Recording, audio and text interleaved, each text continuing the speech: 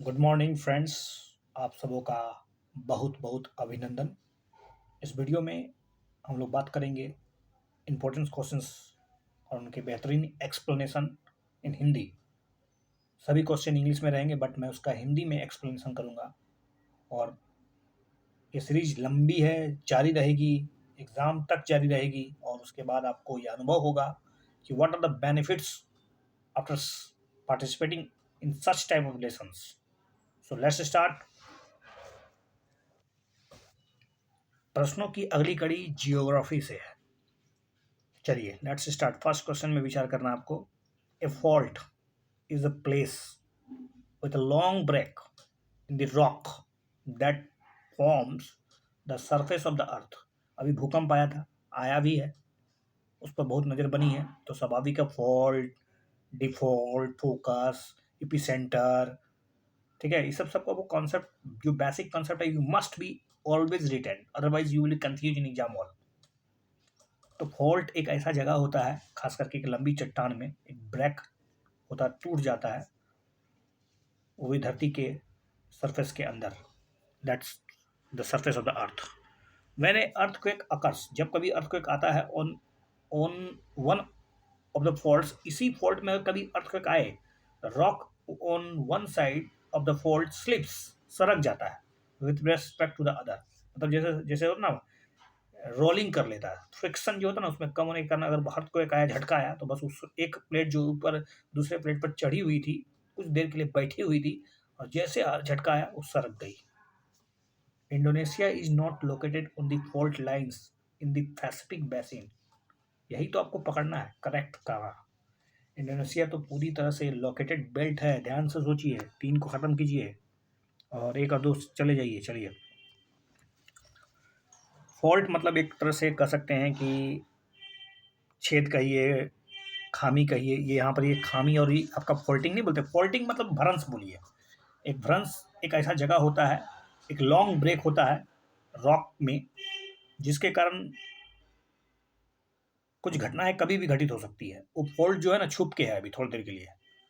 तो surface of the अर्थ है, वो डगमगा सकता है। When a earthquake occurs on one of the this faults, rock on one side slide of the fault slips with respect to the other, सरक जाएगा।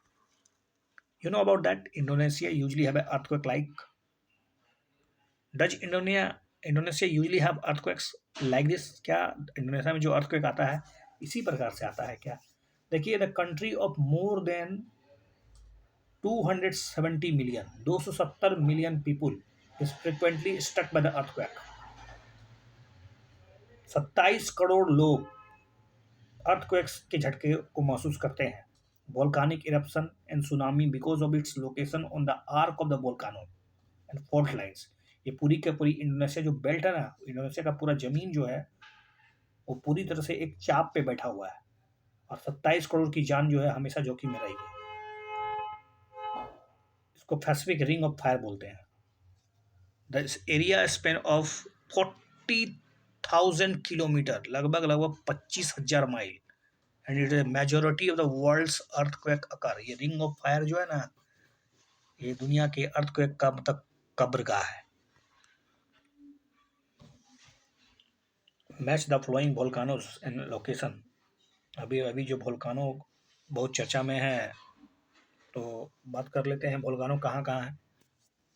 कराकट्टो, कराकटो USA में है, माउंट वेसस जापान में है, Mount Vesuvius, Mount Fuji Italy में है क्या, Mount Saint Helena, Saint Helena जहाँ पर आपको पता होना चाहिए एक महान शासक का मौत हुआ था, सेंट हेलेना। पता है आपको इंडोनेशिया में सेंट हेलेना नहीं है? चलिए, माउंट विसियस या वेसुवियस आपको मिलाना है, तो सही जवाब है माउंट फ्यूजी जो इटली में है। चलिए लेट्स सी, देखते हैं। C is the right answer. 4321 आपको मिलाना था। Here are some important world famous अगर वोल्केनो, तो कारकोटा जो है इंडोनेशिया में है। कारकोटा, एक कारकोटा, जो भी हो, कारकोटा का ही है, कारकोटा का ही है। इंडोनेशिया में one of the most catastrophic volcanic eruption 1883 में आया था जब भारत ने वर्ल्ड कप जीता था 1983, 100 साल बाद।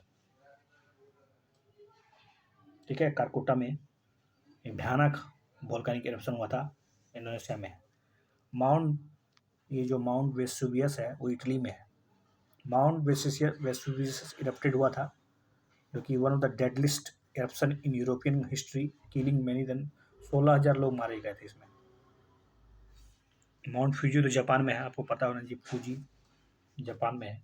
और माउंट किलाउ का ये हवाई का ही है, हवाई में है माउंट किलाउ, मोना लोआ के बगल में है ये। One of the most active volcano on the planet. Mount Saint Helena located है वाशिंगटन स्टेट में।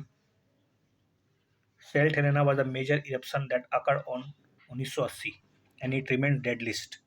मतलब ये सुप्त हवा में चला गया। Most economically and destructive volcanic event in USA history, वो सेंट हेलेना है, यूएसए में है। Consider the following statement. Geothermal gradient is the rate of temperature change with respect to increase depth in Earth's interior। ये जो geothermal gradient है, एक rate of change of temperature with respect to increasing the depths with interiors earth. जैसे जैसे गहराई बढ़ती है उससे रेट ऑफ चेंज जो होता है टेम्परेचर का, वो क्या होता है, बढ़ता है घटता, ये नहीं पूछा, खाली चेंज ऑफ बताया है आपको, ये नहीं बताया with respect to increasing depth. Rate of change जो होता है, rate of change of temperature. चलिए, magma is the lighter than solid rock and hence it rises. Magma जो होता है हल्का होता है इसलिए ऊपर आ जाता है, ऐसा है क्या?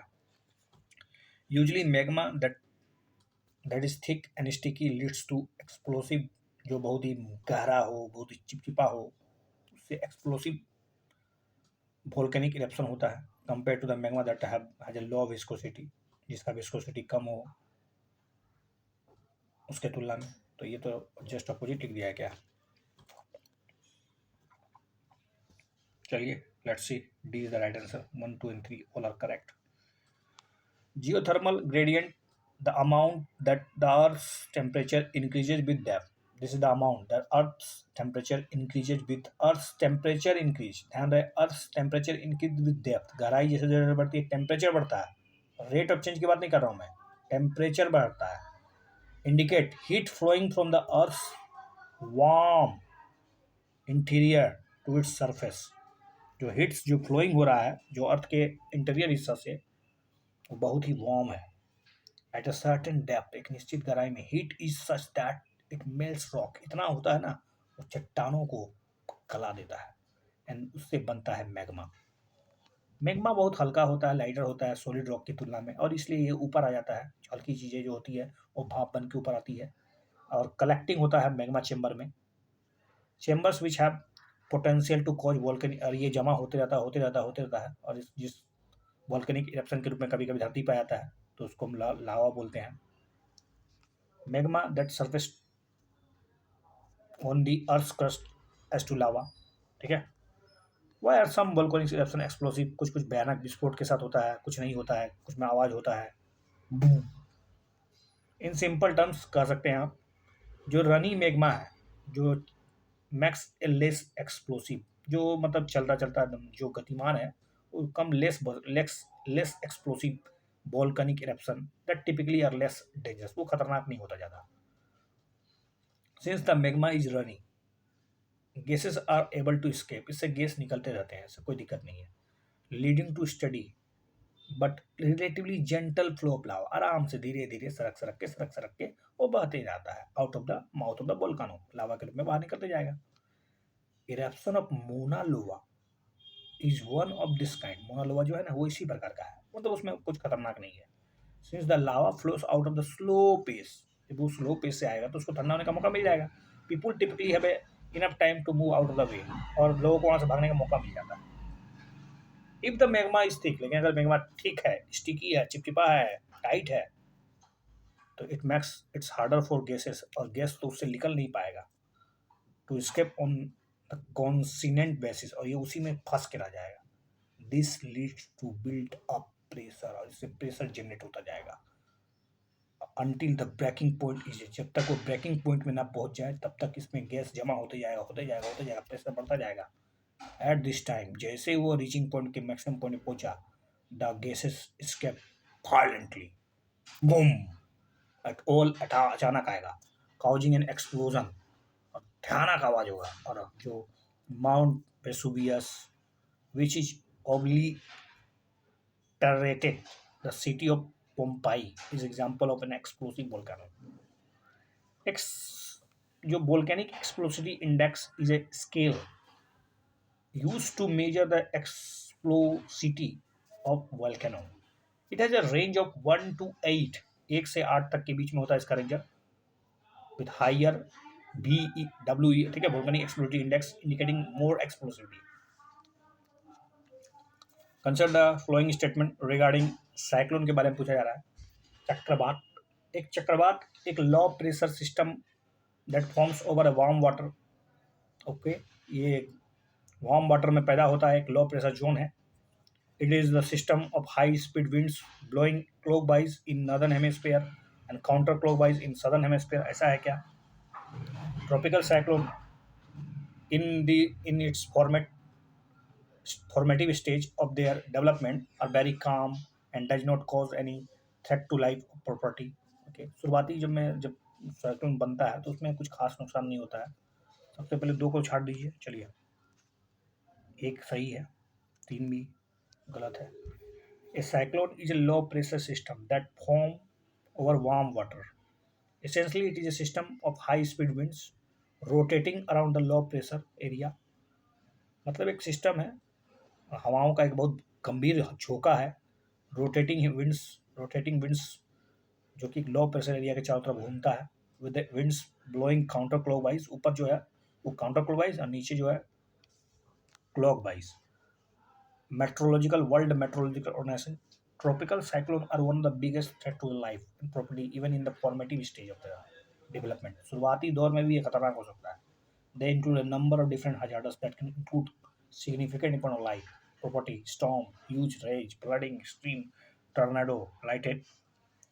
How are cyclone named? Cyclone that form in every ocean basin across the world are named by the regional specialized meteorological centers.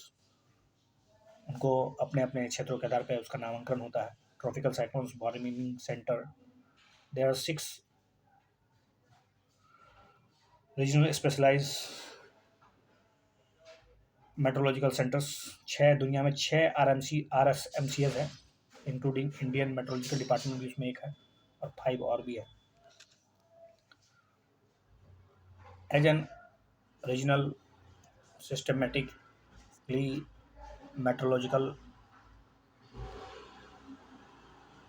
cyclone, IMD names the cyclone developing over a northern India Ocean, including a Bay of Bengal, Arabian Sea, after following a standard procedure. IMD is also mandated to issue advisory to other 12 countries को भी advisory करता है IMD Bharat in the region on the development of cyclone and storm. Consider the following statement. India is the only country which produces tobacco in 2 season. Bharat ही एकमात्र ऐसा country है जो 2 ऋतुओं में, 2 सीजन में तंबाकू का उत्पादन करता है। India is the largest tobacco producing country in the world. पूरी दुनिया में भारत सबसे आगे है क्या? Tobacco is the only plant which is not pollinated because of strong musty smell. मतलब इसमें पोलिनेशन का कोई भूमिका नहीं है क्या? क्योंकि इसका बहुत बदबूदार स्मेल होता है, इसलिए। सबसे पहले बात तो टबैको के मामले में भारत सबसे आगे नहीं है, तो 2 छाट दीजिए, 1 खत्म, 2 खत्म। और रही बात तीसरा की, तो पोलिनेशन, इस तरह के स्टेटमेंट में अधिकांश गलत ही होता है कि कोई पोलिनेशन की भूमिका नहीं है वगैरह वगैरह। India is the second largest tobacco producer behind China. China के बाद दूसरा नंबर पे। India is the only country which produces tobacco in the 2 season. हाँ, ध्यान रहे, इंडिया केवल एकमात्र ऐसा कंट्री है जो 2 ऋतुओं में ये उगाता है। It export to more than 115 country को बेचता है। चलो, तंबाकू बेच के पैसा कमा रहे हैं हम लोग 115 कंट्री को। कंट्री एक्सपोर्ट टबैको, लेकिन एक्सपोर्ट भी करता है कहाँ कहाँ? देखिए, Belgium, Philippines, Egypt, Germany, Nepal, USA, Turkey, Nepal and many more countries worldwide. Out of the, इन सभी में बेल्जियम को सबसे ज़्यादा भेजते हैं हम लोग, ठीक है। 17% दुनिया का जितना भी हम लोग इम्पोर्ट करते हैं उसमें 17% तो बेल्जियम खा लेता है। तो बेल्जियम को दुआ देते हैं कि वो नहीं खाते रहे। आपको पता नहीं कि खैनी आई मीन तंबाकू का अलग अलग इस्तेमाल होता है, ये सिर्फ चबाने में नहीं होता बल्कि और भी इसके प्रोडक्ट बनते हैं।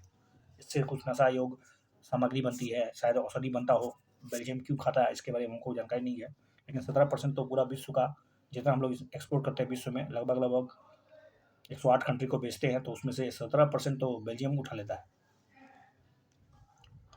Tobacco is a pollinated bye moths, tobacco भी को भी मोथ्स के द्वारा, ठीक है, पोलिनेटेड में मदद मिलता है। अब आते हैं consider the following statement. The fall in temperature along with moisture and light winds over the Indo-Gangetic Plain result in a dense fog over the region। जैसे जैसे टेम्परेचर गिरता है मॉइस्चर के साथ लाइट विंड्स जो हल्की हल्की हवाएं जो चलती है इंडो गंगेटिक प्लेन में, उससे डेंस फॉग का निर्माण होता है। Western region where disturbances which are the storms that originated in the Mediterranean Sea brings moisturing, yeah, moisture bearing winds in northwest India? Simple question. Only western disturbances causes fog in the northwest India। केवल disturbances ऐसा थोड़ा है। तीसरा तो खत्म कर दीजिए, एक और दो सही चलिए। A fall in temperature along with moisture, temperature का गिरना मॉइस्चर के साथ एंड लाइट विंड्स के साथ over the Indo Gangetic plain as a result in the dense. इससे पूरा पूरा का पूरा उत्तर भारत जो है ना वो कोहरे की चपेट में आ जाता है। आईएमडी कहता है ऐसा। और जो पश्चिमी विक्षोभ है विच आर द स्ट्रॉम, तूफान है जो कि ओरिजिनेट होता है मेडिटेरियन सी से, ये मध्य भूमध्य सागर से उत्पन्न होता है और उसमें कुछ नमी होती है जो कि नॉर्थ वेस्ट इंडिया के लिए बहुत फायदेमंद होता है।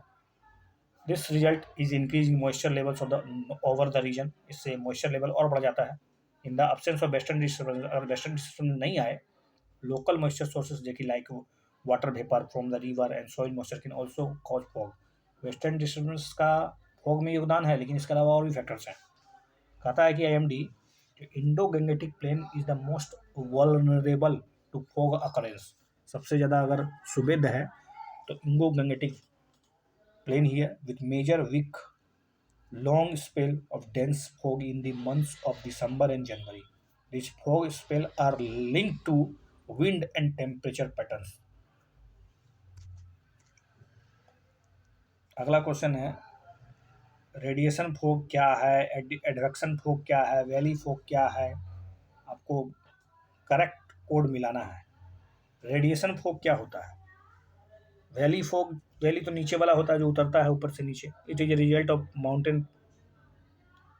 एडवेक्शन फोग जो कि फॉर्म होता है moisture air passes through the vapour dense.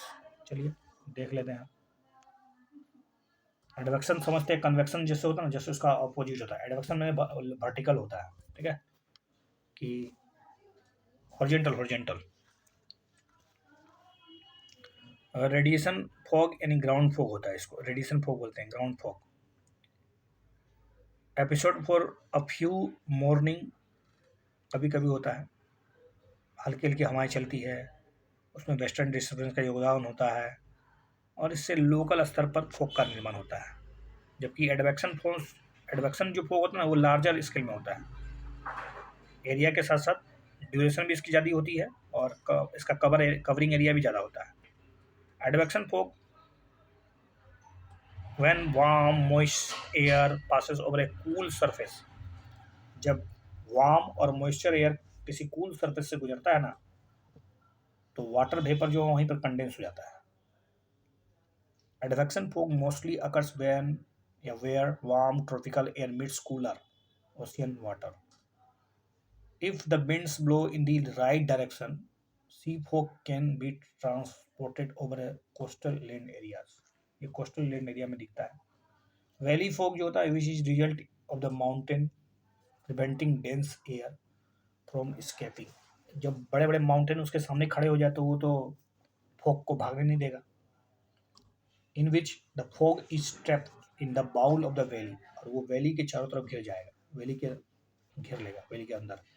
And last several days, बहुत दिन तक रहेगा।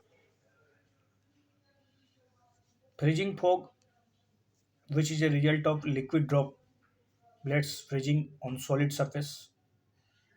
Cloud covered Tent tops often see freezing fog.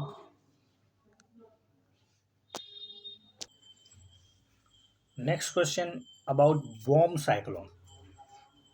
Bomb cyclone form when air near Earth's surface rises quickly in the atmosphere, triggering a sudden drop in the biometric pressure.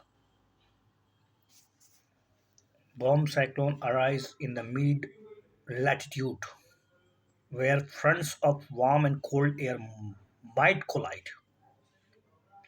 All bomb cyclones are hurricane. जितने के जितने bomb cyclone सब hurricane ही होंगे क्या? Bomb cyclone तब बनता है जब मिड लैटिट्यूड में वार्म और कोल्ड फ्रंट्स आपस में मिल जाते हैं. I think it's A B is the right answer. 1 and 2.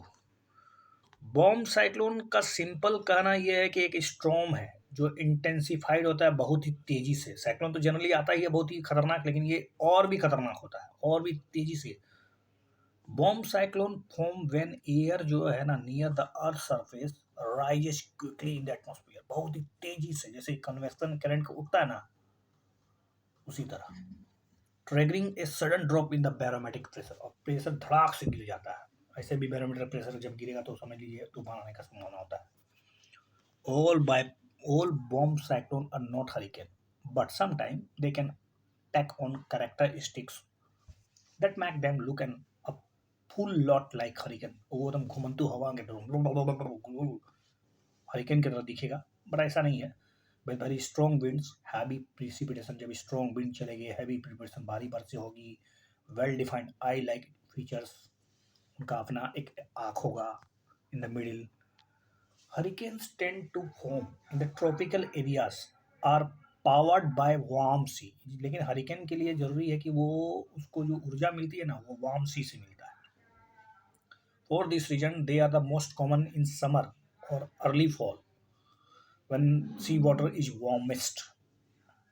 In contrast, bomb cyclone don't need balmy ocean waters. Warm इसके लिए कोई ओशियन की जरूरत नहीं है. इन ऑर्डर टू फॉर्म बनने ये बॉम्ब साइक्लोन के लिए कोई वाटर सोर्स होना जरूरी है ऐसा नहीं है. उसको ऊर्जा कहीं और से मिल सकता है. While they sometimes arise over the ocean. हालांकि कभी कभी ये समुद्र में भी आ जाते हैं. They can also appear over land and was case with the cyclone that hit the northern plains. 2019 में तो आया था बॉम्ब साइक्लोन नॉर्दर्न प्लेन में. अनलाइक मतलब जस्ट हरिकेन के opposite bomb cyclone arise in mid latitude. ये मध्य अक्षांश में आते हैं. Where fronts of warm and cold air might. जहाँ पर आपको पता होगा जहाँ पर फ्रंट जो है कोल्ड और वार्म फ्रंट और कोल्ड फ्रंट, ठीक है, वाताग्रा जिसको बोलते हैं, आपस में जो थे वो दोनों टकराते हैं जोर से. They rarely strike in summer. मतलब समर के सीजन में नहीं आते हैं ना के बराबर. When weather is generally warm across the northern hemisphere. Rather, they form between late fall and early spring. जब वसंत ऋतु आता है ना और जब मतलब गर्मी का दिन लगभग लगभग खत्म होने लगता है तब इसकी शुरुआत होती है. When warm tropical air bumps up against the frigid Arctic air. Consider the following statement. Vasugan swamp is the largest swamp in the northern hemisphere as well as the largest peatland in the world. Vasugan swamp is located in North America. Mount Elbrus is the highest peak in Russia. ये सब तथ्यात्मक चीजें हैं, आपको याद है तो ठीक है, नहीं अदरवाइज कोई दिक्कत नहीं है. एल्ब्रस लेकिन रसिया में नहीं, आपको पता होना चाहिए. 3 तो छाड़ दीजिए, रसिया में ही है एल्ब्रस. Sorry for it. देखिए, Vasugan swamp is the largest swamp in the northern hemisphere as well as the largest peatland in the world. दुनिया का सबसे बड़का peatland है तो वो है वासुगन और ये नॉर्दर्न हेमिस्फीयर में पड़ता है और लार्जेस्ट स्वैम्प भी है. peatland का मतलब समझते हैं आप? एब्जॉर्ब, बहुत बड़ा मतलब एब्जॉर्बर होता है. It is located in Russia in the southern Siberia. Swamp is a major receiver of fresh water for the region and the Vasugan river has its source there. Mount Elbrus जो highest peak है रसिया का, रसिया का सबसे ऊंचा जो peak है वो mount Elbrus है। रसिया का सबसे ऊंचा पीक क्या है? Mount Elbrus. Consider the following statement regarding polar vortex. बहुत पुराना कॉन्सेप्ट है। Polar vortex is a mass of cold low pressure air that consistently overs over the Arctic region. Low pressure area air that मतलब over घूमते रहता है Arctic region में, ऐसा है क्या? It is spin in the clockwise direction just like the hurricane does. Clockwise direction में घूमता है जैसे कि हरिकेन घूमता है। The weakening of polar vortex influence the jet stream, which pushes the polar cold air towards the mid latitude region। जी हाँ, clockwise घूमता है कि बी सही है, एंटी क्लॉकवाइज, क्योंकि जो हम लोग साइक्लोन का डायरेक्शन जानते हैं नॉर्दर्न में एंटी क्लॉकवाइज होता है। As a deadly blizzard grips the United States, scientists have once again started to discuss the rising of temperature of Arctic are the responsible for the extreme cold condition in the country। क्योंकि जैसे जैसे Arctic का temperature बढ़ेगा extreme cold condition तो नीचे घसकता चला जाएगा। In other areas of northern hemisphere. एक बात जान लीजिए, जो पोलर वर्टेक्स की बात होती है एक mass of cold low pressure air है दैट कंसिस्टेंटली ओवर घूमते रहता है आर्कटिक रीजन के ऊपर। एक low pressure area, low pressure बहुत बड़ा मतलब वायु का खंड समझ लीजिए। It is denoted by the word vortex because it is in counterclockwise just like the hurricane does। Usually polar vortex remain strong and compact, meaning that mass of rigid air stay at the north pole। मतलब वो north pole में ही टिका रहता है तब तक। जब ये कमजोर होता है ना तब ये वेव की तरह नाचने लगता है and expand to the influence of jet stream. और जब जैसे ही जेट स्ट्रीम के प्रभाव में आता है ये फैलने लगता है और ये फैलते फैलते फैलते फैलते इतना दूर चल जाता है। Fast moving air and high atmosphere surround the polar vortex. Once the jet stream is impacted, एक बार जेट स्ट्रीम उसको अपनी चपेट में लेता है ना तो पोलर जो कोल्ड पोलर एयर है वो finds it's way towards the mid latitude और वो रास्ता अपना लेता है मिड लैटिट्यूड की तरफ चलने लगता है। वो लोग मिड लैटिट्यूड मध्य अक्षांश में उतरने लगता है। In the study, research found that the expansion of polar vortex has been occurring more than twice। अब ये polar vortex का जो नीचे उतरना या एक्सपेंशन होना वो दुगना रेट से हो रहा है आजकल। और इसका कारण है आर्कटिक जो है वो गर्म हो रहा है। जैसे जैसे आर्कटिक गर्म होगा पोलर वर्टेक्स की घटनाएं जो होंगी वो मिड लैटिट्यूड में बहुत ज़्यादा होगा और मिड लैटिट्यूड में ज़्यादा होगा तो इसका खतरनाक प्रभाव पड़ेगा। और बहुत सा मतलब मॉडल बनाया गया इसके लिए कि देखा गया है कि वहाँ पर जो है ना आर्कटिक में मेल्टिंग हो रहा है सी in the Barents and Kara Sea off the north Russia Scandinavia and increasing Siberian snowfall create larger and more energetic atmosphere waves. और स्नो जब फॉल होगा पिघलेगा तो इससे और भी इनर्जेटिक वेव्स पैदा होगा और फाइनली अल्टीमेटली फैलता जाएगा, स्ट्रेचेज करता जाएगा पोलर वर्टेक्स को और extreme winter weather USA and other places में आता जाएगा। अब हम लोग बात करेंगे गवर्नमेंट स्कीम एंड प्रोग्राम्स की। Consider the following statement regarding medical termination of pregnancy act. MTP act 1971 बहुत चर्चा में था और इसके बारे में आपको याद रखना होगा कुछ बातें। देखिए, medical termination of pregnancy. Medical Termination of Pregnancy Act 1971 has not been amended since inception। गलत बात है, अभी हाल में इसका अमेंडमेंट हुआ है। MTP Act recognizes abortion as a choice of the woman। Okay, it makes medical termination of pregnancy legal in the India under the specific condition। Medical termination of pregnancy को legal बना दिया गया है इस act के माध्यम से, वो भी भारत में कुछ दिए कंडीशन के आधार पर। या ऑफकोर्स इसका उद्देश्य तो यही होना चाहिए कि आप प्रेगनेंसी किसी विशेष परिस्थिति में आप कर सकती हैं, आप टर्मिनेट कर सकती हैं, अपने बच्चे को गिरा सकती हैं। क्या ये महिला के चॉइस को स्वीकार करता है? पहचान मतलब देता। और चलिए, इसका सही जवाब आपको मिल चुका होगा, 3 है काल केवल। MTP एक्ट फर्स्ट इनेक्टेड 1971, पहली बार इसको 1971 में बनाया गया, और देन अमेंडमेंट इन 2021, और फिर जाके इसको संशोधन भी किया गया। Certainly medical termination of pregnancy एक लीगल है, मतलब कह सकते हैं कि medical termination of pregnancy legal in India under the specific condition. However, this act is framed from a legal standpoint to primarily protect medical practitioner, because under the Indian Penal Code, induced miscarriage, ये जो induced miscarriage है, एक criminal offence है। ठीक है, जानबूझकर आप अपने बच्चे को मार देंगे, एक क्रिमिनल ऑफेंस है। पेट में भ्रूण हत्या जो होता है, एक क्रिमिनल ऑफेंस है, जिसको इंड्यूस्ड मिसकैरेज बोलते हैं। This premise points to the lack of choice and bodily autonomy of the women। इसका मतलब ये है कि आपकी ये lack of choice and bodily autonomy जो है छीन लिया जा रहा है। Bodily autonomy of women and rest the decision of abortion solely to the doctor's opinion, और ये डॉक्टर के ओपिनियन पे टिका हुआ है, ना कि महिला के चॉइस पर। द MTP एक्ट जो medical termination of pregnancy act जो है, also only mention pregnant women, ये केवल प्रेग्नेंट महिला की बात करता है।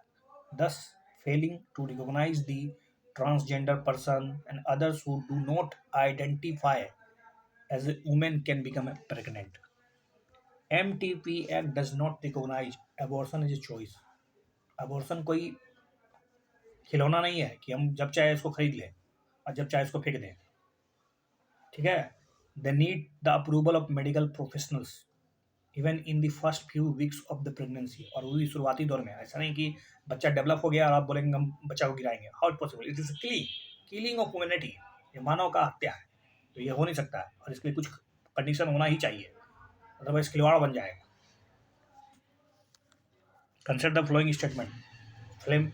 जो family planning logistic management information system is dedicated software to ensure procurement and distribution of the family planning commodities across the all level of health facilities।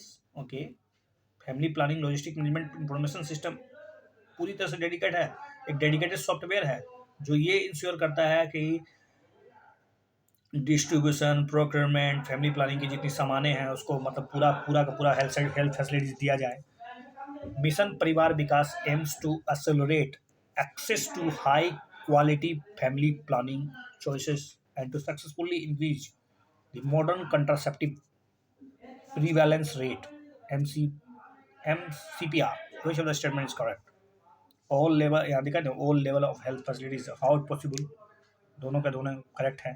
कभी कभी ऑल भी सही होता है, इसलिए ध्यान रहे कि जो family planning logistic management information system एक डेडिकेटेड सॉफ्टवेयर है, तो जो इस बात को इंश्योर करने के लिए लाया गया है कि स्मूथ फोरकास्टिंग हो, प्रोक्योरमेंट हो, distribution of the family planning commodities across the all levels of the health facilities, चाहे कंडोम हो, चाहे कॉपर्टी हो, किसी भी प्रकार का फैमिली प्लानिंग से जुड़ा हुआ जो कॉमोडिटीज है, जो प्लान है, वो मतलब एक तरह से फोरकास्ट करता है, प्रोक्योरमेंट करता है, डिस्ट्रीब्यूशन करता है। ये एक सॉफ्टवेयर है।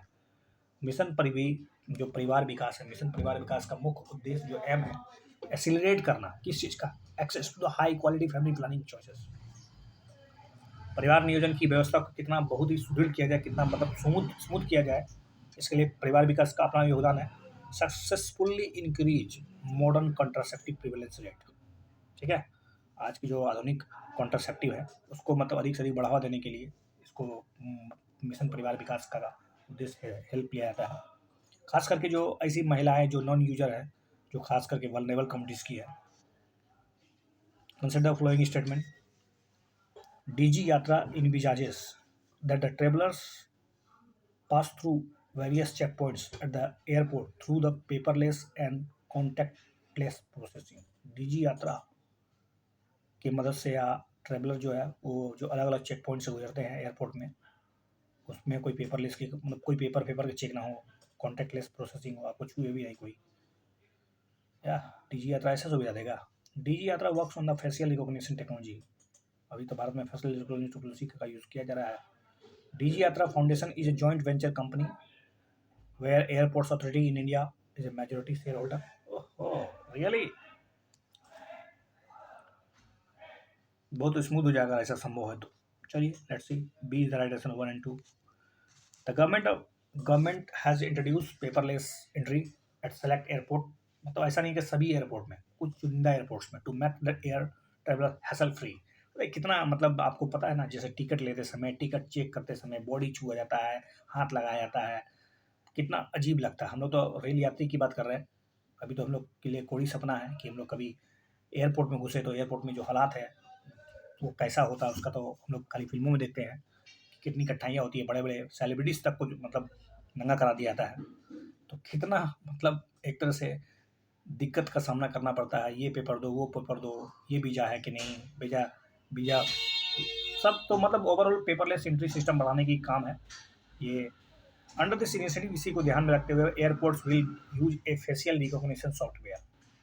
तो अब हम लोग फेशियल रिकॉग्निशन सॉफ्टवेयर का इस्तेमाल करेंगे, जिसका नाम रखा गया है डीजी यात्रा। डीजी यात्रा फॉर एंट्री, मतलब एक डीजी यात्रा एक एप्लीकेशन है जो एक तरह से कैमरा है। वो जब घुसेगा ना तो आपके शरीर का स्कैनिंग करेगा। अगर आप मिल गए, मैच कर गया तो बस काम खत्म। Digi Yatra envisages the travellers pass through the various check points. मतलब एक तरह से उनको एक सुविधा प्रदान करता है वेरियस चेक पॉइंट्स में at the airport through the paperless and contactless processing using facial features to establish their identity which would be linked to the boarding pass, जिसको बोर्डिंग पास से जोड़ दिया जाएगा। With this technology, the entry of passenger would be automatically हो जाएगा process based on the facial recognition system at all checkpoints, including entry into the airport, security check areas, aircraft boarding etc. Facial recognition technology, तो इस DG यात्रा की मदद से आप आराम से फेसलेस और कर सकते हैं, मतलब टचिंगलेस, बिना छुए आपको प्रवेश करने दिया जाएगा, पेपरलेस होगा। तो with this technology entry of passenger would be automatically processed based on the facial recognition system at all check points. सबसे पहले एंट्री दरवाजा में, entry into the airport, security check areas में, और एयरपोर्ट या एयरक्राफ्ट बोर्डिंग के समय। Facial recognition technology is a beneficial as it makes flying more convenient and reduces congestion at the airport. How is the DG Yatra being implemented? The project is being implemented by DG Yatra Foundation, एक joint venture company है जिसका share holder जो है airport authority है 26% के साथ। DG यात्रा में जो शेयर होल्डर्स हैं, जो फाउंडेशन है, एक तो एयरपोर्ट अथॉरिटी ए आई है 26% के साथ, और बाकी जो बेंगलुरु, दिल्ली, हैदराबाद, मुंबई, कोची, ये जो 5 जो एयरपोर्ट्स है उनका शेयर बराबर बराबर है, रेस्ट 40% का, 74% का। अगला क्वेश्चन है, प्रधानमंत्री आदि आदर्श ग्राम योजना। प्रधानमंत्री आदि Adarsh Gram Yojana PMAAGY is the modified version of a special central assistance to a travel sub-scheme. It aims at providing basic infrastructure in the village with significant tribal population in the convergence with the funds available under the different scheme in central scheduled tribe component. It is implemented by Union Minister of Tribal Affairs. सबसे पहले बात तो आपको ये जानना होगा कि जो ट्राइबल सब स्कीम है, क्या ये 2-3 तो सही है, एक भी सही है। गवर्नमेंट ऑफ इंडिया ने क्या किया है ना, पहले का जो स्कीम था central assistant to the tribal sub scheme, अब उसको एक नया नाम दे दिया है। नामांकन की प्रक्रिया तो हमारे देश की सबसे बड़ी खूबी है। अब उसका नाम है प्रधानमंत्री आदि आदर्श ग्राम योजना। आदि मतलब आदिवासियों से जुड़ा हुआ है। फॉर द इम्प्लीमेंटेशन 2021 से लेकर 2025-26 तक, जिसका एम क्या है, मतलब एक जो गैप है ना हम लोगों के बीच और मतलब ट्राइबल पॉपुलेशन के बीच, कैसे उनको मतलब मर्ज किया जाए।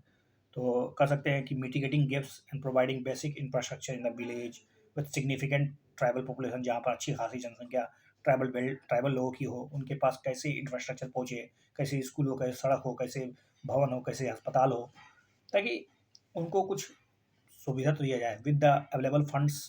पहले से मौजूद है fund under the different scheme. The central scheduled tribal component के लिए कुछ खास फंड होता है, उसका इस्तेमाल किया जाएगा।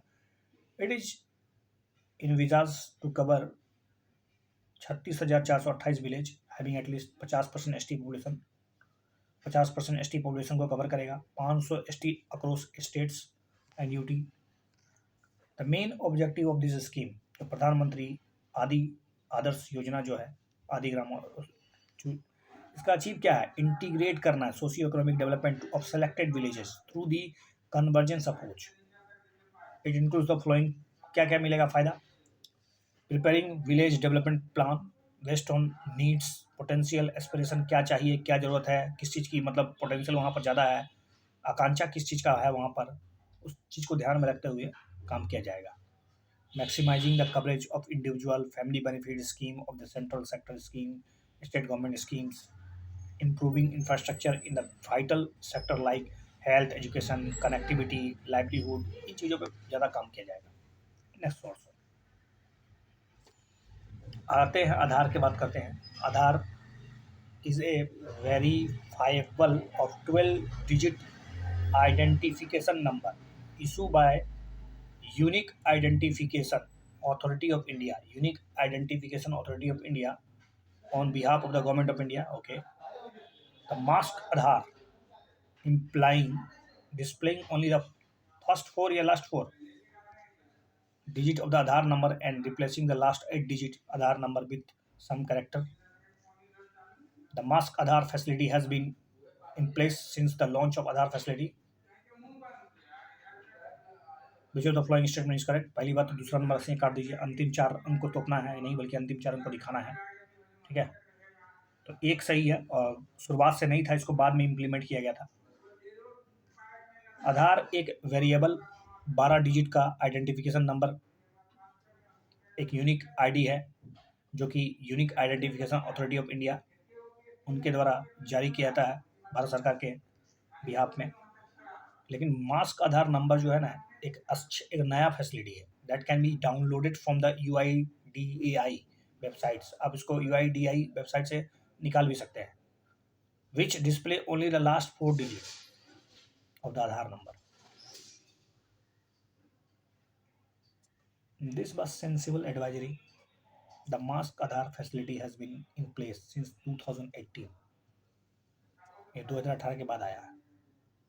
This came about following a report by the Center for the Internet and Society.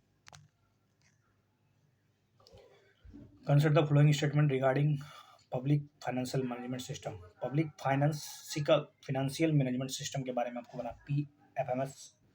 Public financial management system is web-based online application developed with the objective of tracking funds released under the various scheme government of India and real-time reporting of expenditure at all levels of the program implementation. ये public हम लोग का जो पैसा है उसका use किस तरह से हो रहा है, कहाँ हो रहा है, कितना हो रहा है, कब हो रहा है, कब तक होगा, इसकी जानकारी ट्रैकिंग कैसे हो, वही उसी के लिए पब्लिक फाइनेंशियल मैनेजमेंट सिस्टम लाया गया है जो कि वेब बेस्ड एप्लीकेशन है। It is implemented by reserve bank of India. अच्छा, it facilitates the transfer of funds directly to the account of beneficiary. चलिए, रिजर्व बैंक ऑफ इंडिया तो छाटिए दीजिए, मेरे ख्याल से RBI का इसका काम नहीं है मेरे ख्याल से। देखते हैं कौन है इसका आंसर। सही जवाब है 1 और 3। देखिए, पब्लिक फाइनेंशियल मैनेजमेंट सिस्टम ये डेवलप किया गया है नेशनल इंफॉर्मेटिक्स सेंटर NIC के द्वारा डिजिटल इंडिया की मदद से। क्या क्या फैसिलिटीज प्रदान करेगा आपको? देखिए, पेमेंट हो सकता है, रिसीव्ड हो सकता है, accounting and much more for the government. Facilities transfer of funds directly to the account of the beneficiary. एक तो DBT को प्रमोट करेगा, आपके खाते में डायरेक्ट पैसा आ जाएगा, चाहे मनरेगा में जुड़े हो, चाहे किसी भी प्रकार का आपको मतलब सरकार की सब्सिडी मिल रही हो, अब सब डायरेक्ट DBT होगा। It provides effective decision support system, एक तरह से डिसीजन लेने में बहुत मदद करेगा। ट्रैकिंग करेगा फंड्स का कि सही ढंग से वितरण हो रहा है कि नहीं, उसमें बिचौलिया तो नहीं है, कहीं धांधली तो नहीं हो रही है, कहीं तो मतलब फेक अकाउंट तो नहीं है। Real time information on the resources on availability and utilisation across the scheme. सड़कें बन रही है, सड़कें बन तो कितना अलोकेशन हुआ, कब तक पूरी सड़क बन जाएगी। Integration with the application of government departments, सरकारी योजनाओं को रेगुलेट करने के लिए एक तरह से उससे जोड़ दिया गया। Ministries of the online collection of the receipt. देखिए अब थोड़ा डिटेल में समझिए। पब्लिक फाइनेंशियल मैनेजमेंट सिस्टम एक वेब बेस्ड ऑनलाइन सॉफ्टवेयर है, ठीक है, जिसका मतलब निर्माण और डेवलप और इम्प्लीमेंट जो किया जाएगा वो सीजीए के द्वारा किया जाएगा। सीजीए, ये सीएजी नहीं, CGA controller general of accounts के द्वारा इसको डेवलप किया गया है और इम्प्लीमेंट किया गया। Department of expenditure, ministry of finance, government of India. तो ध्यान रहे, department of expenditure, ministry of finance और गवर्नमेंट ऑफ इंडिया इसके डेवलपर्स हैं और इसके मतलब करता रहता है। मिनिस्ट्री तो बात करते हैं पीएमएफ एस, जो पब्लिक फंड मैनेजमेंट सिस्टम, इसका इस्तेमाल जो हुआ, शुरुआत जो है 2009 से हुआ था, इस उद्देश्य से कि ट्रैकिंग किया जा सके फंड रिलीज को। क्योंकि आपको एक डायलॉग याद होगा, 1 रुपया जाता है तो 85 पैसा तो हवा में उड़ जाता है, कौन लेक्चर आकर भाई आता पता नहीं चलता है। क्योंकि 2009 से शुरुआत किया, तो ऑब्जेक्टिव था tracking funds release under all plan scheme of government of India and real, देखिए ध्यान रहे, गवर्नमेंट ऑफ इंडिया का लिए है, real time reporting of expenditure at all levels, सभी लेवल पर एक्सपेंडिचर कहाँ हो रहा है उसका रिपोर्टिंग होगा। उसके बाद the scope was in last to cover direct payment to the beneficiary under all scheme, इसमें शामिल है। Recently the government started the मार्ग पोर्टल। ये मार्ग पोर्टल किस लिए बनाया गया, एक लाइन का सवाल है। मार्ग, चलिए बताइए। New facilitate mentorship for startups across the diverse sector, DPIIT, department of promotion and industry and internal trade. DPIIT जो है, जो मिनिस्ट्री ऑफ कॉमर्स के तहत आता है, उन्होंने लॉन्च किया है मार्ग पोर्टल, जिसका उद्देश्य होगा स्टार्टअप एप्लीकेशन का रजिस्ट्रेशन कराना नेशनल लेवल पर और national mentor platform by startup India. MAARG portal जिसका मतलब है, फुल फॉर्म देखिए, मेंटर एडवाइजरी, मेंटरशिप करेगा, advisory assistance resilience and growth, तो हो गया mentorship, advisory, assistance, resilience and growth. Is one stop platform, one stop platform है to facilitate mentorship for startup. क्योंकि आपको पता है स्टार्टअप करने के लिए जो मेंटरशिप होना चाहिए वो सबसे पहली कदम है। अक्रॉस द डाइवर्स सेक्टर, अलग अलग क्षेत्रों में, फंक्शन स्टेज, उसके बाद स्टार्टिंग स्टेज में, उसके बाद फंक्शन स्टेज में, जियोग्राफाइज या geographies and background. The objective of MAARG portal are, क्या काम है इसका अधिक से अधिक, to provide sector focus guidance, अलग अलग सेक्टर में अपना अपना क्या है योगदान होगा, hand holding and support the startup, they support two startups throughout their life cycle, to establish a formalized and structured platform, formalise करना है, स्ट्रक्चर्ड करना, ताकि facilitate intelligence matchmaking between the mentors and their respective mentees, to facilitate efficient and expert mentorship for startups and build an outcome oriented mechanism that allows time tracking of the mentor mentee engagement, काम देने वाला और काम सिखाने वाला और काम करने वाला, तीनों के बीच में कैसे तालमेल बेहतर बने, इसके लिए मार्क पोर्टल बनाया गया है। और DPIIT के तहत आता है, department of promotion and industry and trade. Consumer protection act 2019, अभी अभी आपको पता होगा, इससे पहले 1986 का जो उपभोक्ता संरक्षण अधिनियम था उसको संशोधन किया गया, उसके 2019 का guarantee. Which of the following rights for the consumers in India, क्या क्या अधिकार है यार उपभोक्ता को। एक तो right to choose, right to hear, right to be heard, right to be heard, आपको सुनना पड़ेगा, राइट टू बी इन्फॉर्म, आपको हमको आदेश देना, निर्देश करना होगा, ये चीजें है, ये राइट टू सेफ्टी, सब के सब। Consumer protection act 2019 is an act of the parliament, it repeals and replace the consumer protection act 1986। इसने जो पिछले जो कंज्यूमर उपभोक्ता संरक्षण अधिकार का जो नियम 1986 था उसको रिप्लेस कर दिया गया है, रिपील कर दिया गया है और नया लाया गया है कंज्यूमर उपभोक्ता संरक्षण अधिनियम 2019। क्या क्या गारंटी करता है इसके अंदर देख लीजिए। एक तो right to safety, right to safety, right to choose, right to be inform.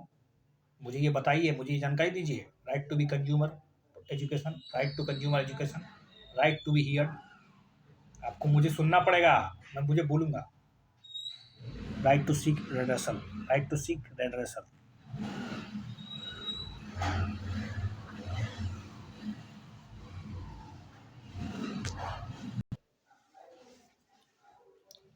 Next है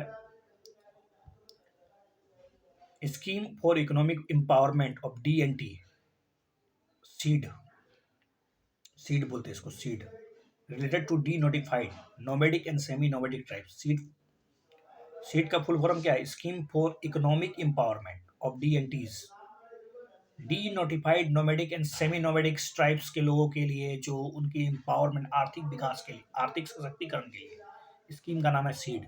क्या करेगा यार? To provide health insurance facilities, to provide facilitate livelihood initiative at community level, to provide financial assistance for the construction houses। घर बना भी देगा। तो question आया है क्या? UPSC already ask to provide coaching to enable them to appear in competitive exam, provide coaching to enable them to appear in the competitive examination. घर बनाया कि नहीं बनाया ये सोचिए, बस तीन को छाड़िए, तीन सब में है, तब छाड़िए है क्या? घंटा, तीन तो सही है इसका मतलब, एक भी सही है तो आप सबके साथ चल जाइए। Ministry of social justice and empowerment launch the scheme social justice and empowerment. Ministry of social justice and empowerment के द्वारा एक स्कीम लॉन्च किया गया जिसका नाम है सीड। इसका फुल फॉर्म है scheme for economic empowerment of DNTs, denotified tribals, denotified nomadic semi nomadic tribes are the most neglected. सबसे ज़्यादा इनको नेग्लेक्टेड किया गया, मार्जिनलाइज हैं ये लोग इकोनॉमिकली और सोशली रूप से, पूरी तरह से डिप्राइव्ड कम्युनिटीज़ हैं। इकोनॉमिकली सोशली डिप्राइव्ड है बेचारे, नेग्लेक्टेड है, समाज से बहुत दूर है, बहुत ही मतलब सीमांग मार्जिनलाइज हैं ये लोग। कुछ स्कीम तो होना चाहिए इनके लिए, सरकार कर रही है क्या? To provide coaching for good quality of DNTs, NTs, SNTs, denotified tribes, semi notified tribes candidates के लिए एक कोचिंग होगा, इनके लिए कोचिंग मिलेगा। Enable them to appear in the competitive examination. कितना परसेंट है पता है आपको? एसटी, एससी, ओबीसी और डी नोटिफाइड ट्राइब लोग हमारे विभिन्न विभिन्न पदों में, विभिन्न विभिन्न क्षेत्रों में, देखिए जरा उठा के, तो उनके लिए जरूरी है ये seed. To provide health insurance, health insurance होना बहुत जरूरी है। To facilitate livelihood initiative at the community level, to build and strength small cluster of D&T, NT, SNT communities institution, to provide financial assistance for the construction of house to the members of D&T, NT, SNT। House का जो शुरुआती दौर में जो financial assistance होगा वो भी मिलेगा इन लोगों को।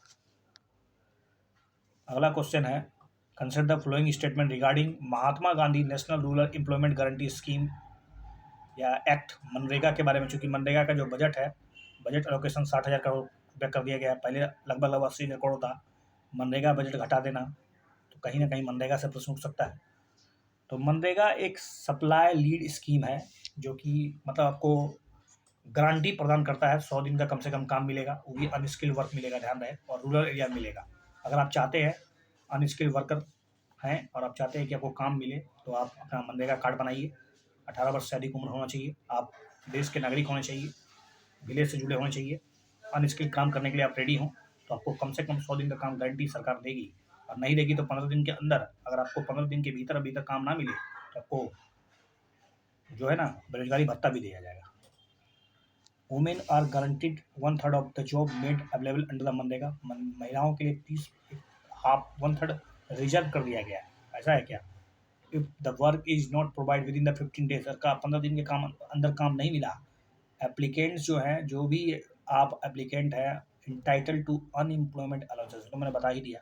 चलिए, इसमें आपको पता होना चाहिए सी सही है, 2 और 3, एक नहीं सही है, क्योंकि वहाँ क्या बताया था, देखिए, मनरेगा is a demand driver scheme, ठीक है। Guarantee 100 day of unskilled work to any rural household at the that it wants. At least 100 days of wage employment is guaranteed against the demand made by the rural household. Unemployment allowances is paid to beneficiary who could not be employed within 15 days from the date they have demanded the work. All other demands for work where the beneficiary has already completed 100 days in the current financial year, or beneficiary who demanded work died before 15 days of the date of the demand of work are not eligible for unemployment allowances. ध्यान रहे एक बात, all other demand for work where the beneficiary has already completed 100 days, अगर 100 दिन का काम मिल गया है करंट फाइनेंशियल ईयर में, या फिर beneficiary who demanded work died before 15 days, जिसने काम मांगा और 15 दिन से पहले ही मर गया, date of the demand of the work are not eligible for unemployment allowances, उसको अनएम्प्लॉयमेंट अलाउंसेस नहीं मिलेगा, 15 दिन पहले उसका देहांत हो गया. Women are guaranteed 1/3 of the job made available under the मनरेगा, एक तिहाई महिलाओं के लिए रिजर्व है. Consider the following statement. A process patent ensure that rights to the final product is protected and anyone other than the patent holder is restrained from manufacturing it. The process patent, product patent सुने होंगे आप. मतलब process patent के तहत ये स्पष्ट हो जाता है जो अधिकार होता है फाइनल प्रोडक्ट का, उसको प्रोटेक्ट किया जाता है कि protected and anyone other than the patent holder is restrained from manufacturing it. इसका पुनर्निर्माण नहीं कर सकते हैं केवल और केवल उस व्यक्ति को छोड़कर जिसने इस पेटेंट को बनाया है, उस वस्तु को बनाया है. एट प्रेजेंट वर्तमान समय में India has product patent regime across the pharma chemical biotech sector. मतलब भारत में अभी क्या जो प्रोसेस पेटेंट है या प्रोडक्ट पेटेंट है रिजीम, फार्मा में, केमिकल में, बायोटेक में, क्या बताइए. India become a party to the trade related aspects of intellectual property rights. India TRIPS का पार्टी है agreement following its membership to the World Trade Organization in 1995. India तो WTO का member भी है, ट्रिप्स का एक मतलब सिग्नेटरीज भी है. और भारत में पेटेंट प्रोडक्ट चलता है कि प्रोसेस पेटेंट चलता है, अब बताइएगा. मेरे ख्याल से 3 तो बिल्कुल सही है, 2 भी लगभग 3 2 2 1 सी, 2 और 3 सही है, 1 गलत है. पेटेंट का मतलब क्या होता है पहले ये समझिए. पेटेंट का मतलब है कि एक पावरफुल इंटेलेक्चुअल प्रॉपर्टी राइट है. आपकी बौद्धिकता का सम्मान होना चाहिए, आपका अधिकार है क्योंकि उस वस्तु को उस पर आपने इन्वेस्टमेंट किया है. And is a exclusive monopoly granted by the government to the an inventor for a limited pre specified time. एक निश्चित समय अवधि के लिए, जनरली 10 साल 20 साल के लिए आपको सरकार आपके किए गए अथक प्रयास के बाद जो आपने खोजा है, जो आपने बनाया है, उसका सम्मान करने के लिए सुरक्षा प्रदान करती है, एक्सक्लूसिव राइट देती है आपको. पेटेंट कैन बी इधर प्रोसेस पेटेंट और प्रोडक्ट पेटेंट. पेटेंट 2 प्रकार का होता है, या तो प्रोसेस होगा या तो प्रोडक्ट होगा. अब दोनों के बारे में जान लीजिए. ये प्रोडक्ट पेटेंट का मतलब है that rights that ensure that the rights to the final product is protected. जो फाइनल प्रोडक्ट बना दिया गया है उसको प्रोटेक्ट किया जाएगा, उसके अधिकार को संरक्षित किया जाएगा. Any one other than the patent holder, कोई भी उस पेटेंट होल्डर को छोड़कर, any one other than the patent holder can be restrained from manufacturing it. अब इसको बना नहीं सकते हैं उस पेटेंट होल्डर के अलावा, पार्टिकुलर टाइम के तहत, एक स्पेसिफाइड का टाइम के बाद उसके बाद बनाई ना, कोई दिक्कत नहीं है. Even if they were use to a different process, आप उसमें किसी प्रकार का छेड़छाड़ करके भी, ठीक है, उसमें किसी प्रकार का परिवर्तन करके प्रोडक्ट पेटेंट के तहत उसमें किसी प्रकार का परिवर्तन नहीं कर सकते. जो चीज़ बन गया है वो केवल केवल उसी व्यक्ति का अधिकार है, उसमें आपको सिर्फ और सिर्फ यूज करने का अधिकार है, उसमें छेड़छाड़ करने का, उसको बदल कर एक नया चीज़ बना देने का कोई अधिकार नहीं है. यह है पेटेंट प्रोडक्ट, ठीक है, प्रोडक्ट पेटेंट, जो कि पूरी तरह से डिफरेंट है प्रोसेस पेटेंट के जबकि process patent enables any person other than the patent holder. अगर मैंने कोई चीज़ बनाया है और कोई चीज़, उसी चीज़ को प्रोसेस पेटेंट के तहत कोई दूसरा व्यक्ति, कोई भी व्यक्ति मेरे अलावा और कोई भी व्यक्ति, ठीक है, मैन्युफैक्चर कर सकता है the patent product by the modifying certain process in the manufacturing exercise.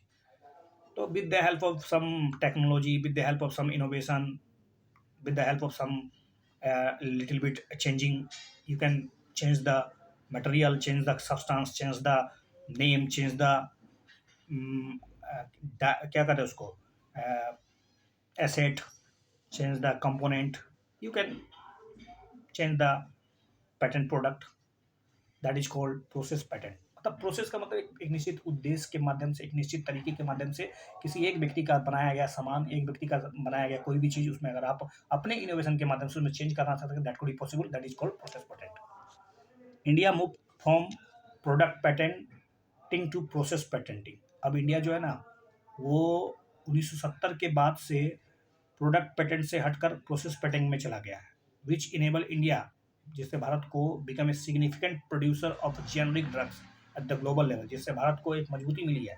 क्योंकि पहले बहुत दादागिरी चलता था। देखिए पैटेंट प्रोडक्ट कितना खराब चीज़ है, अगर कोई चीज़ बना दिया गया तो उसमें किसी प्रकार का इनोवेशन ही नहीं होगा, कोई बदलाव ही नहीं होगा। एक तरह से दादागिरी, एक तरह से मोनोपोली थी। तो भारत ने इस पर बहुत जोरदार अपील की WTO में, और इसको देखा गया, और इंडिया को अब मतलब भारत कर सकता है, भारत इनेबल है, एक सिग्निफिकेंट प्रोड्यूसर बन चुका है जेनरिक ड्रग्स प्रोड्यूसिंग करने का एक ग्लोबल स्केल पे। But due to the obligation arise out of the TRIPS agreement, लेकिन बहुत तरह से बखेड़ा खड़ा किया जाता है ट्रिप्स एग्रीमेंट के तहत। India had to be amend the patent act in 2005, भारत को अमेंड करना पड़ा patent act 2005 and switch to a product patent regime across the pharma, chemical and biotech sector. और फिर से भारत कोशिश जो कर रहा था प्रोसेस पेटेंट होने का, लेकिन भारत को स्विच करना पड़ा प्रोडक्ट पेटेंट की तरफ वापस, फार्मा में, केमिकल में, बायोटेक सेक्टर में। तो ये थोड़ा सबसे ज़्यादा दिक्कत की बात हो गई। तो फार्मा में, मेडिकल में, सब में अब हम लोग के पास उतना अधिकार नहीं है। इसके मतलब दूरगामी परिणाम भी है, इसके कुछ मतलब फायदेमंद है। अगर आप भारत के दृष्टिकोण से सोचिएगा, बाहर का कोई वैज्ञानिक लगातार अपने 20 साल के सब मतलब कठिन प्रयास के बाद एक ऐसा दवा बनाता है, ठीक है, जो मतलब पूरी मानवता के लिए ज़रूरी है, लेकिन मानवता से पहले उसका अथक प्रयास को अगर दरकिनार कर दिया जाए, जैसे कि कोविड वैक्सीन बनाया गया, अलग अलग कंपनी ने बनाई, लेकिन भारत ने इसका वितरण किया, लेकिन अगर कोई दूसरा व्यक्ति उसमें, जैसे अमेरिका का बहुत हाई लो, मतलब उसको एक सहायता मिल गया, अरे यार इसको हम चेंज करते हैं, और चेंज करके प्रोसेस पेटेंट के तहत इसको बदल देते हैं, तो उधर वाला देश के लिए तो ये तो फायदेमंद हो गया, लेकिन इस भारत के लिए नुकसानदायक हो गया, क्योंकि उसने क्या किया, लिटिल भी छेड़छाड़ करके उसमें बदलाव ला दिया, और कह दिया कि हमने बनाया है, और उसने फिर इसको पेटेंट करा लिया, तो भारत के लिए भी मुश्किल हो गया। तो ओवरऑल हम ये कह सकते हैं कि अगर पूरे वैश्विक दृष्टिकोण से देखा जाए तो पेटेंट प्रोडक्ट एक निश्चित हद तक सही है, लेकिन प्रोसेस पेटेंट जो है वो मानवता के दृष्टिकोण से बहुत ही ज़रूरी है। ऐसा नहीं हो कि किसी का एक निश्चित समय अवधि के बाद भी, मतलब एक लंबी समय अवधि नहीं होनी चाहिए, 5 साल तक ठीक है, आप उसका फ़ायदा उठाइए, आप उसका लाभ लीजिए, आपको उसका पाना मतलब उसका पूरा अधिकार है, लेकिन कोशिश करनी चाहिए विश्व के देशों को कि पेटेंट प्रोडक्ट से प्रोसेस पेटेंट की तरफ जाए, क्योंकि समानता के साथ समानता होता है। सब लोग तो बराबर नहीं है पूरे विश्व में, अलग अलग विकसित देश, विकासशील देश, गरीब अफ्रीका के देशों के बारे में सोचिए, जो कभी पेटेंट के बारे में सोच ही नहीं पाए, वो जिनके पास टेक्निक तक ही नहीं है, जिनके पास इनोवेशन का कोई तरीका ही नहीं हो, सिर्फ बैठ के किताब पढ़ने से और खदान खोदने से पेटेंट थोड़ा हो जाएगा। उसके लिए तो बहुत सहयोगी फैक्टर्स उनके पास तो है ही नहीं, और सहयोगी जितने भी all the factors that helps to do something special, something innovation, something advanced that could be possible in the big countries that having already lot of money, but unfortunately patent product को फिर से भारत पर थोप दिया गया 2005 के बाद, क्योंकि भारत ने कोशिश की थी 70 से 2005 तक, लेकिन इसको WTO में बताया गया कि भारत इसका उल्लंघन कर रहा है। भारत बोल रहा है कि हम प्रोसेस पेटेंट की तरफ जाएंगे, लेकिन भारत को फार्मा, मेडिकल और भी कई सेक्टर में पेटेंट प्रोडक्ट का मतलब मानना पड़ रहा है। तो इस वीडियो को देखने के लिए बहुत बहुत धन्यवाद। जैसा कहा गया है कि जब हौसले बुलंद हो तो चुनौतियां भी घुटने टेक देती है। तो आईएएस बनकर रहेंगे और रहेंगे और रहेंगे, ज़रूर बनेंगे। बस कोशिश जारी रखिए, 3 महीना आपके पास है, पूरा अथक प्रयास कीजिए, अधिक से अधिक आज प्रश्नों को सॉल्व कीजिए। Thank you.